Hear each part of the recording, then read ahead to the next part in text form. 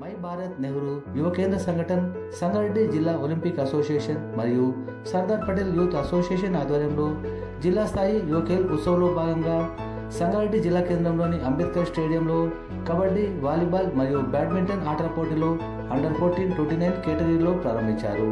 క్రీడా పోటీలను జిల్లా రెవెన్యూ అధికారి పద్మజ, జిల్లా క్రీడల అధికారి కాసింబేగ్ మరియు టౌన్ సిఐ రమేష్ ప్రారంభించారు. జిల్లా నలుమూలల నుండి దాదాపు 350 మంది క్రీడాకారులు పాల్గొన్నారు.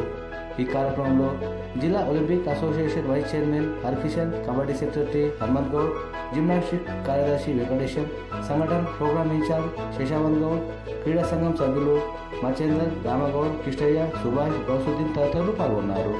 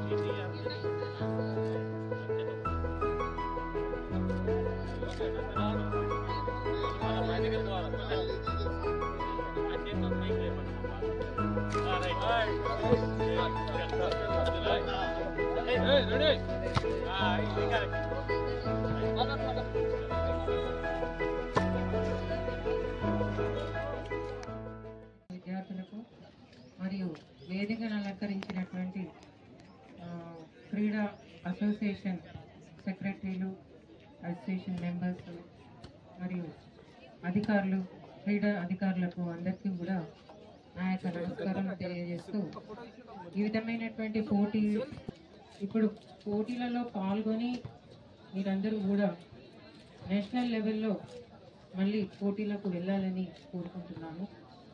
మీరు క్రీడల్లో పాల్గొనడం అనేది మీ ఆరోగ్యానికి సంబంధించింది మరియు దేశం యొక్క పేరు ప్రఖ్యాతులు రావడానికి కూడా ఉపయోగపడేటువంటి ప్రక్రియ.